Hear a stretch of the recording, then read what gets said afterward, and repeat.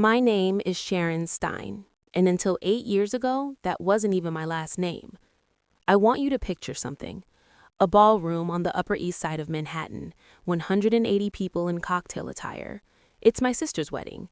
In a few moments, her groom is going to see me standing here, and this wedding is not going to end well. And I'm sitting in the very last row, tucked behind a pillar near the service entrance, in a chair that still has someone else's place card on it. That's the kind of welcome I got. My sister Sally looked beautiful. She always did. My father, Kenneth, sat at the head table with his chest out, the way he always looked when Sally was being admired. My mother, Rose, dabbed her eyes before the ceremony even started. I'd been back in their orbit for less than 45 minutes. It already felt like a decade. I wasn't going to stay long. I'd told myself that on the drive over. I'd go, I'd sit, I'd leave during the first round of toasts. Clean, quiet, no scene. That was a plan. It had always been my plan with this family. Survive without causing a disturbance. 8 years of practice. I was good at it. But then Jonathan Tipper's business partner crossed the ballroom holding his phone, and everything I planned went out the window. I'd seen Ryan Cho before, once over a video call during the early stages of our business negotiations. He recognized me at the same moment I recognized him. He stopped walking mid-stride, maybe 10 feet from my chair, and I watched him look at me, then at the program in his other hand, then back at me. I could see him reading the words, Sally Rice and Jonathan Tipper, and then the line just beneath it, sister of the bride, Sharon Rice. He pulled something up on his phone, showed it to Jonathan, who had appeared at his shoulder.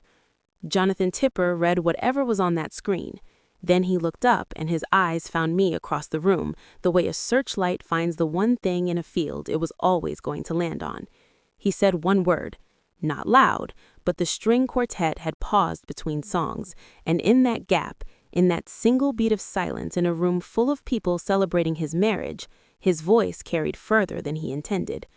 One word, and I watched 180 people go still. I'm getting ahead of myself. Before I tell you what that word was and what happened in the 30 minutes that followed, I need to take you back to a Sunday dinner in Forest Hills, Queens when I was 18 years old, and my father looked at everything I'd worked to build and told me, without using those exact words, exactly what he thought I was worth. But first, if you've ever been the one who left the table before dessert because staying felt worse than leaving, type me in the comments. This story is for you, and drop your sitting while you're at it. My name, professionally, is Sharon Stein. I'm 27 years old. I'm the founder and CEO of Stein Digital, a product company based in Soho, Manhattan. Our flagship product is Flowdesk, a project management and invoicing app built specifically for independent contractors and freelancers. As of this year, Flowdesk has over 46,000 active users across the United States, the UK, and Canada. In our second year of operation, we cleared $1.4 million in recurring revenue. I did not come from money. I did not have investors lined up. I did not have a family network that made phone calls on my behalf.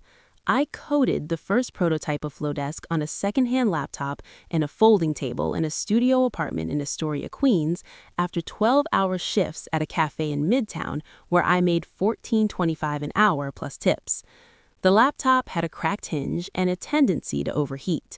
I propped it open with a hardcover copy of the Lean Startup because I couldn't afford a stand. Nobody in my biological family knew any of this. Not my father, not my mother, not Sally. As far as they were concerned, I was the daughter who left and never amounted to anything. That was the story my family told for 8 years, and it worked beautifully, right up until the moment it didn't. I should explain the name. Stein is not my birth name. It's my grandmother's name, my mother's mother, Eleanor Stein, who died when I was 12 and who was the only person in my family who ever sat with me while I figured things out. She was the kind of woman who listened completely, not waiting for her turn to speak, actually listening. When I told her at 10 years old that I wanted to build things, she didn't tell me to be realistic. She said, "That sounds exactly right for you." I never forgot that. When I incorporated my company, I put her name on it.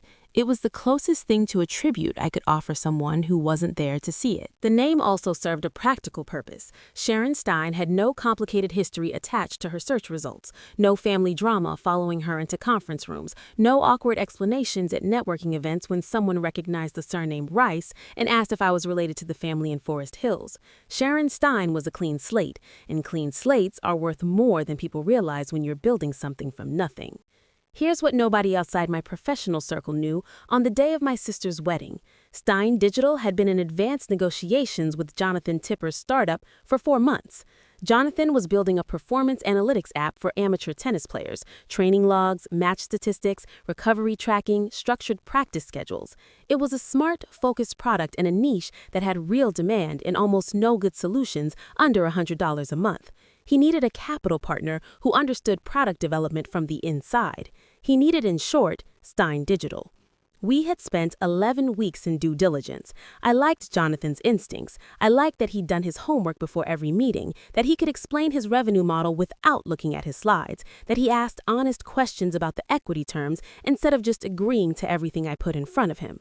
The proposed deal was a $600,000 investment from Stein Digital in exchange for a 22% equity stake in his company, with a performance clause tied to year-one benchmarks. It was the largest single investment my company had made. Jonathan Tipper knew me as Sharon Stein. He knew my company, my track record, my team. He had no idea that the sister his fiancé had described as the difficult one who left and cut off the family was the same person he'd been exchanging turn sheets with for the better part of a year. They had no idea I was 3 steps ahead of all of them before I even RSVP'd. Let me take you to where it started. I grew up in a brick row house in Forest Hills, Queens. My father, Kenneth Rice, sold commercial insurance. He wasn't a wealthy man, but he was a precise one, the kind who tracked every dollar, paid bills the day they arrived, and balanced the checkbook on the first of the month at the kitchen table with a cup of decaf and a mechanical pencil. Precision was his religion. He applied it to his daughters the same way he applied it to everything else, with a clear sense of which column each of us belonged in. Sally was the asset column, I was the liability. I don't say that to be dramatic. I say it because I watched him do the math openly over years without ever seeming to notice that I was watching. Sally was 9 when she picked up a tennis racket at a public court in Flushing Meadows, and within 20 minutes had a natural 2-handed backhand that made the club instructor stop what he was doing and stare. Within 6 months, she was in junior clinics. Within a year, she had a private coach. Kenneth drove her to Forest Hills Tennis Club every Saturday and Sunday, rain or snow, and sat in the same folding chair for 3 hours watching her practice like a man watching a long-term investment finally start to compound. He wasn't wrong about the talent. Sally was genuinely gifted. The problem was what the gift cost, not just in money, but in proportion. Every time Kenneth invested in Sally, the arithmetic of what was left over for me became clearer. There was always a reason, always a tournament coming up, a new racket needed, a travel fee for a regional competition in a city we didn't live in. The resources of the household moved in one direction, and that direction was the girl with the backhand. My 15th birthday fell in the same week Sally won the Eastern Junior Championship in her age bracket. Kenneth combined the celebrations. There was a cake. It said Sally, Regional Champion, in blue icing. Underneath, in letters about half the size, it said, "Happy birthday, Sharon." I looked at that cake for a long moment before I cut myself a piece. My mother said it was the bakery's fault, that they'd run out of space on the decoration. She said it very quickly, without meeting my eyes. I understood, even at 15, that the explanation wasn't for me, it was for the room. There was the school play in 7th grade, when I had a real names part with actual lines, not the lead, but a role I'd worked for, and my parents came, but left at intermission because Sally had a tournament the following morning and needed to sleep. There was the state science exam in 10th grade where I scored a 98, the highest in my class. My mother said, "That's wonderful, honey," and then in the same breath asks if I'd seen where she put Sally's tournament schedule. There was a Thanksgiving when I was 16 and cooked the entire meal, turkey, green beans, mashed potatoes, a pie, because Rose had a migraine and Kenneth didn't cook. My father carved the turkey, said grace, thanked God for the family and Sally's talent and the bright future ahead. He did not say my name once during the meal. I'm not cataloging these moments for sympathy. I'm telling you because I spent years convincing myself each one was small, isolated, not enough to constitute anything real. I was wrong about that. The math always catches up. 100 small moments is still 100 moments. By the time I was 17, I taught myself basic web development from YouTube tutorials and a library copy of a JavaScript textbook I renewed 5 times. I was building simple websites for local small businesses, a dry cleaner on Austin Street, a tutoring center near the LIRR station, a karate studio that needed an online booking form. Nothing sophisticated, but I had an idea that felt bigger than anything I'd built before. A tool for freelancers, specifically a single platform to manage clients, send invoices, and track time without needing 4 separate subscriptions. I'd waitressed at a cafe on weekends since I was 16, and I talked to enough freelancers who came in during the afternoon, graphic designers, photographers, writers, web developers like I was becoming, to know the problem was real and the existing solutions were either too expensive or too complex for someone running a one-person operation. To build it properly, I needed help. A back-end developer for 2 months, hosting costs, LLC paperwork. I priced it out carefully. I needed $8,000. I made a presentation, 6 pages. The problem, the solution, projected user numbers at 6 and 12 months, a repayment schedule. I printed it at the library on a Wednesday afternoon, put it in a folder, and brought it to dinner that Sunday. I waited until everyone was done eating, then set the folder on the table. My father didn't open it. He looked at the cover page, looked at me, looked at Rose, and something passed between them that I wasn't supposed to see and that I've never forgotten. He said he'd look it over. He never touched it. 2 weeks later, on a Saturday morning when I was still in bed, I heard him on the phone in the kitchen. His voice carried through the wall. He was calling the Bollettieri Sports Academy in Bradenton, Florida, asking about the junior advancement program for Sally. I lay still and listened to him ask about tuition, housing, the coaching staff, the daily schedule. I heard him ask what the full annual commitment looked like. I heard the number come back through the phone. $34,000 a year. I heard my father say it back to confirm. 34,000. Yes, we can make that work. I lay there until I heard him hang up. At dinner that evening, he announced it to the family. Sally was going to Florida. She was going to train with coaches who had developed nationally ranked players. She had a future that required serious investment, and he was going to make sure she had everything she needed. Rose cried happy tears. Sally screamed and ran around the table. Kenneth laughed the full open laugh I'd heard maybe 3 times in my entire life. I sat in my place and finished my food. Nobody asked what I thought. I'm not sure they registered that I was there. My folder was in the recycling bin the next morning. My mother had folded it neatly before throwing it away. That fold, that careful, precise fold, that detail told me more than any conversation we could have had about what my ideas were worth to this family. I never brought up the $8,000 again. I graduated high school, got a full-time job at a café on West 57th Street in Midtown, and started looking for a room to rent in the city. I found one in Astoria for $780 a month, shared kitchen and bathroom with 2 other tenants, a window that looked out onto a brick wall, a radiator that hissed all winter like it had a personal grievance. I moved on a Saturday in June with 2 suitcases and a backpack. My mother helped carry 1 suitcase to the car. My father shook my hand at the door. He said, "Call if you need anything." He meant it as a kindness. I understood even then that it was also a release. He'd said his line, the obligation felt to him discharged. I didn't call, not for a long time. The first year in the city was the hardest thing I've ever done. Not because it was painful, though it was, but because it was relentless in a way I hadn't anticipated. At the cafe, I was on my feet 9 hours a day, 5 days a week, with no margin for being tired or sick or discouraged. I came home smelling like espresso and dishwater, ate whatever was cheap and fast, and spent 2 to 3 hours on my laptop before I could justify sleeping. My studio had a radiator that made noise all winter like something alive in the walls. I got used to it. You get used to things faster when there's no alternative. I picked up freelance clients the slow way. Forum posts, word of mouth from regulars at the cafe, cold emails to small businesses in the neighborhood that still had website designs from a decade ago. I charged $300 to build a basic site, $150 to update an existing one. By the end of my first year, I had 11 clients and a spreadsheet tracking every invoice, every payment, every overdue follow-up. I ran the freelance work on the side of the cafe job and built Flow Desk on the side of both. The folding table in my apartment accumulated coffee ring marks from mugs I set down while coding at midnight. I never cleaned them off. They felt like evidence of something. What I didn't have for those early years was anyone who understood what I was building or why. The freelancers I knew were trying to survive the same way I was.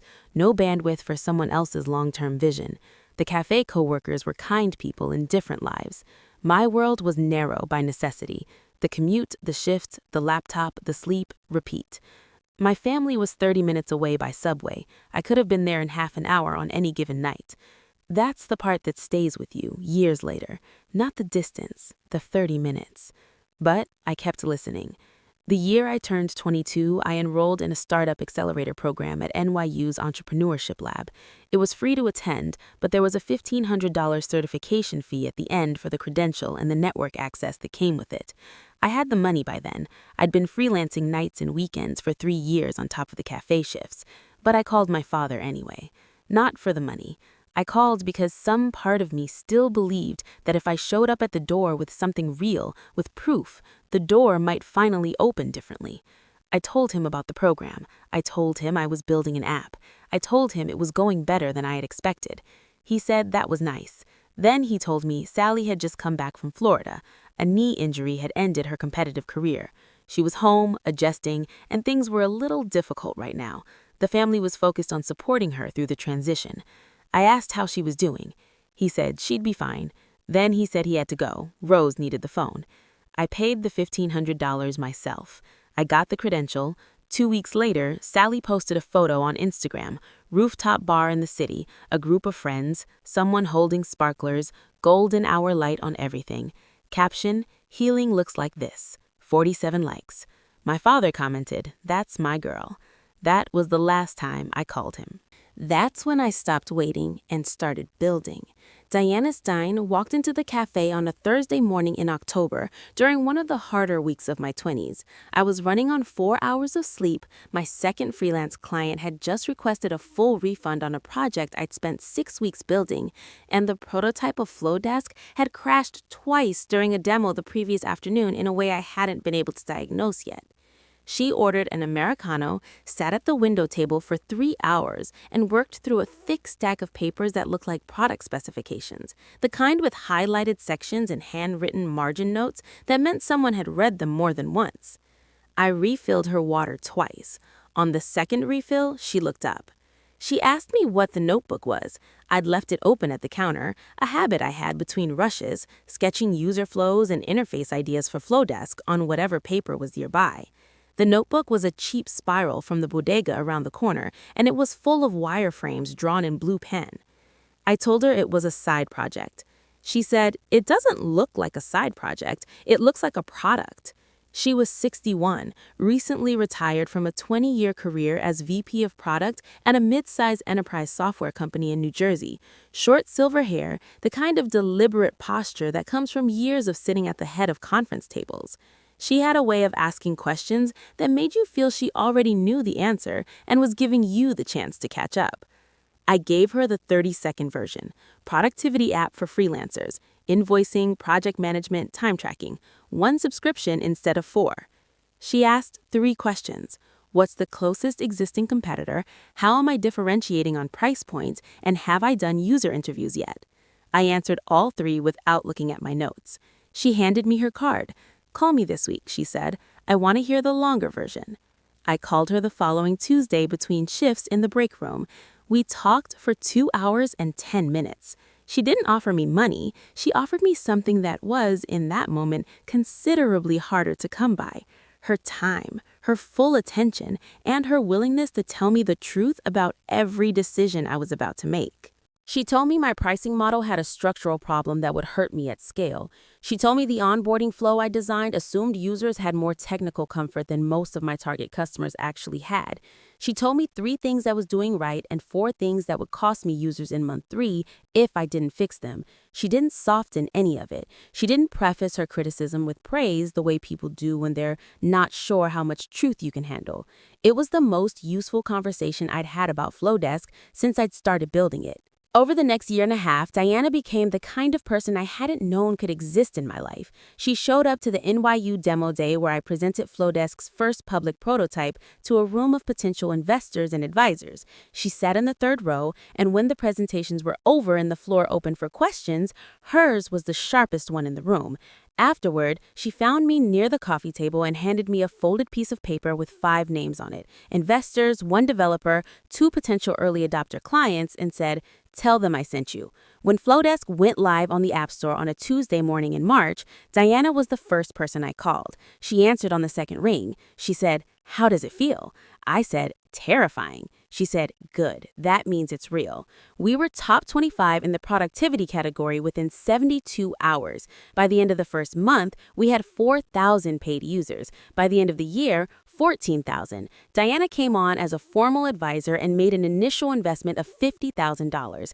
Not a life-changing sum, but enough to hire my first full-time developer, which meant I could stop sleeping 3 hours a night and start sleeping 5, which felt at that point like luxury. There was an evening in my 2nd year of building Flowdesk when I hit a wall I was certain I couldn't get past. Not a technical problem, a strategic one. I'd lost a potential enterprise client to a larger competitor, the biggest deal I'd pitched that year, and the feedback from the client's team was that they didn't trust a 1-person operation to scale with them. I sat at my folding table in Astoria and thought very seriously about shelving the whole thing, getting a normal job, stopping. I was 24 years old, and I was exhausted in a way that sleep didn't touch. I called Diana at 10 at night. I told her I was thinking about quitting. She was quiet for a moment. Then she said, "Tell me the actual reason. Not the client, not the pitch. The actual reason." I said, "Because I'm doing this alone, and I don't know if alone is enough." She said, "You've always been doing it alone. That's not new information. What's actually changed?" I didn't have an answer. She said, "Call me in the morning after you've slept. If you still want to quit, I'll help you figure out the next thing, but I don't think you will." I called her in the morning. I didn't want to quit. She knew I wouldn't. That was the thing about Diana. She knew which silences needed filling and which ones needed space. My family had never learned the difference.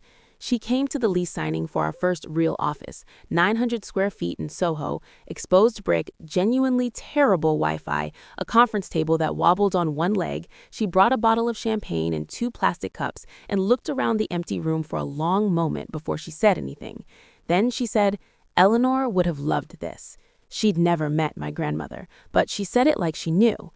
I thought about that for a long time afterward, about what it means when someone knows enough about your history to honor the people in it who are gone, about what that kind of attention costs a person, and why some people give it freely and others never manage it at all.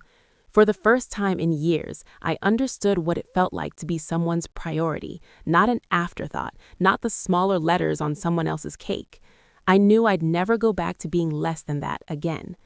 Somewhere during my 3rd year of building Stein Digital, my biological family stopped feeling like a wound and started feeling like weather, something you check on occasionally, dress appropriately for, and don't take personally. I stopped calling on holidays, not dramatically, no announcement, no final speech. I just didn't call. One Thanksgiving, then another, then my father's birthday in February, then a 3rd Thanksgiving. My mother texted, "We miss you at the table." I responded, "Hope you had a good day." That was the whole conversation. I canceled the phone plan I'd been paying for that still had my mother's number attached. I'd been paying $34 a month for 2 years without anyone acknowledging it or asking why. I stopped the payment. Nobody mentioned it. I unfollowed my father on Facebook. I'd never followed Sally to begin with. From a distance, I watched my family do what families like mine always do when the difficult daughter goes quiet. They interpreted the silence as surrender, as if my absence proved the story they'd been telling all along, that I was the problem, that the family was better without the friction I'd introduced simply by existing and expecting equal treatment. Now the problem had removed itself. Everything was better. My father posted a Father's Day photo that summer. Him and Sally at a restaurant in Midtown, both of them smiling, her hand on his arm. Grateful for the ones who show up, the caption said. 42 likes. Rose commented with 3 heart emojis. I saw it on a Friday night while reviewing a term sheet for a potential partnership. I held the feeling for about 4 seconds. Then, I closed the tab and went back to the term sheet. Sally, by this point, had reinvented herself. The tennis career was over, but she'd built a new identity, sports marketing consultant, connector between athletic brands and emerging talent, someone with a network in the professional tennis world that she'd cultivated through years of competing at the junior level. The LinkedIn profile was polished. The language was confident. She posted case studies about brand activations and sponsorship strategies. My father shared 2 of them with the comment, "So proud of everything you've built." My mother liked every one. When Jonathan Tipper mentioned during one of our early diligence calls that his fiancé had a background in sports marketing and planned to come on as a strategic partner for the tennis app to handle brand relationships and athlete outreach, areas he didn't have expertise in, I noted it the way I note any operational detail. I hadn't connected any names. Tipper was a common enough surname. Sally was a common enough name. The idea that the fiancé in question could be my sister didn't cross my mind. It would have been, as coincidences go, too precise to anticipate. I'd ask, as I always do before finalizing any investment, for a full partner profile. Every person with an equity stake or meaningful strategic role in a company we back goes through the same process: background, credentials, professional history, and client or partner references. My compliance director, Nadia, runs the verification the same way every single time. No exceptions, no shortcuts, no informal handshakes in place of documentation. The partner profile for Sally Rice arrived in Nadia's inbox on a Wednesday. I was at a conference in Chicago when Nadia called. They thought my silence was surrender. They had absolutely no idea what was already in motion. The wedding invitation arrived at my Astoria apartment in a cream envelope with gold edging, the kind of stationery that announces its own importance before you open it.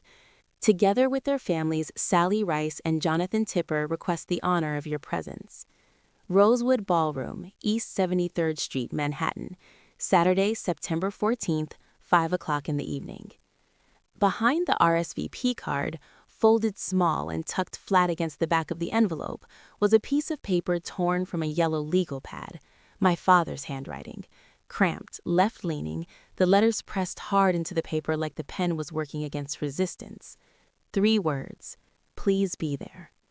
Diana told me not to go. She said nothing good comes from walking back into a room that was never designed to hold you comfortably. She said it plainly, without drama, the way she always said difficult things. She wasn't wrong, but those 3 words, so stripped of the performance my father usually wrapped around every communication, got through something I thought I'd sealed shut. I called her back an hour later and said I was going. She said she'd come with me. I told her she didn't have to. She said she knew she didn't have to. The morning of the wedding, Nadia emailed the finalized due diligence report. All partner verifications complete. I read it in the car, parked in the hotel structure on East 72nd Street, engine off, Diana reading over my shoulder from the passenger seat. Sally Rice had submitted, as part of her credentials package, a portfolio of 7 client relationships, 7 letters on official letterhead from recognizable organizations in the sports industry, brand agencies, athletic foundations, a National Tennis Association regional office. Each letter outlined an existing engagement, sponsorship outreach, athlete representation, brand placement strategy. Each was signed by a named director or manager. Nadia's team had contacted every organization on the list. Not one had any record of Sally Rice. Not one had issued the letters she'd submitted. 2 letters bore the names of executives who had left those organizations years before the dates on the correspondence. One used a mailing address belonging to a regional office that had been shuttered since 2019. Every letter was fabricated. I read the last line, then set the phone in my lap and looked out the windshield of the concrete wall of the parking structure. She said, "You didn't do this. The process did." "I know," I said. She said it again, more firmly. "You didn't do this." We went inside. I sat in the last row, Diana sat beside me. I wore a simple navy dress. She wore charcoal. She said it was support and sobriety. Both apply, she said, which made me breathe for the first time since I'd opened that report. I watched my father at the head table, chest out, tie straight, the version of himself he kept for important occasions. I watched my mother move through the pre-ceremony room in a dress the color of pale champagne, touching shoulders, kissing cheeks, gathering the room to her the way she always did. When she saw me, her face did something I'd seen before, a pause so brief most people wouldn't notice it, a recalibration, a decision made in under a second. Then she smiled and crossed the room and spoke close to my ear. She said she hadn't expected me. She hoped I wasn't going to make things difficult. I said I was there because Dad asked me to be there. She straightened up, smiled at the people around us, and moved back toward the front of the room. Sally found me 10 minutes later. She came through the pre-ceremony crowd in her wedding dress, already made up, already performing, and when she saw me, her face cycled through several expressions before settling on warmth. She hugged me in front of a cluster of watching guests, tight enough to be photographed, brief enough to mean nothing. She said she'd missed me, that she couldn't believe I came, that she was so happy I was there. Her perfume was expensive. Everything about her was expensive and correct and aimed at an audience. I said, "Congratulations, Julia," and then I caught myself. "Congratulations, Sally," I said. She gave me one sharp look, then laughed and turned back to her bridesmaids. Jonathan Tipper's business partner found me during the cocktail hour. Ryan Cho crossed the ballroom with the focused direction of someone who has already scanned the room twice and located their target. He had the program in one hand and his phone in the other. He stopped in front of me and said my name once, Sharon. Then he looked at the program, said it again, quieter. He showed me his phone. Nadia had sent the full due diligence report to all principals on the deal, per our standard protocol. Ryan had received it during the ceremony and read it on silent during the vows. He said he was sorry. He said he didn't know what to do with it. I told him what I'd been telling myself since the parking structure. The process found it, not us. The process. He nodded. He walked toward Jonathan, who was across the room laughing with two groomsmen near the bar. I watched Ryan touch Jonathan's elbow, hand him the phone, step back. Jonathan read. His face did what faces do when the ground shifts beneath a version of your life you thought was stable. He looked across the room at me. I stayed where I was. Jonathan crossed the ballroom and stood in front of me without speaking for a moment. I'd spent 4 months in business negotiations with this man. I knew his silences. This one was different from any of them. He said she'd told him I was estranged, that I had problems, that the family had tried everything. I said, I understand. That's the version she gave everyone. He pressed his mouth together, his jaw worked. Then he turned and walked toward Sally. He didn't make a speech. He didn't raise his voice. He simply walked to where Sally was standing with her maid of honor, touched her arm, and moved her a few steps away from the group. He held up his phone. Sally looked at the screen. The performance fell away, not slowly, all at once, like a structure that had been holding past its capacity. Her hands came up, moved fast, explaining, deflecting. She was smiling at first, the same management smile I'd watched her use since childhood. Then the smile broke. She turned to find Kenneth. My father was already moving toward them. He'd read the room. He put his arm around Sally and said something to Jonathan in the warm, confident tone of a man accustomed to managing situations. Jonathan looked at him the way you look at someone when they're speaking in a language you've just realized you don't share. Jonathan said, "Did you know? Did you know none of the client letters were real?" The room had contracted. The nearest guests had gone quiet. The music from the small bands near the entrance still played, but the sound felt far away, behind glass. My father opened his mouth, closed it. My mother appeared, her hands on Jonathan's arm, her voice warm and steady. "This isn't the place," she said. "Whatever it is, it can wait." Jonathan's hand dropped. Somewhere in the room, a glass was set down too firmly. The sound rang out in the quiet like a note that didn't belong. Sally turned and looked at me. I was standing 10 feet away. I hadn't moved toward any of them. I hadn't spoken. I hadn't needed to. Jonathan said my name. He said it once, Sharon, and then, because Jonathan Tipper turned out to be a more decent man than the situation required him to be, he said it again, louder, turning toward the room. He said, This is Sharon Stein. She runs Stein Digital. She's the investor I've been working with for 4 months. She's been sitting at the back of this room all evening because that's the only seat anyone gave her. 180 faces turned toward the woman in the navy dress in the last row.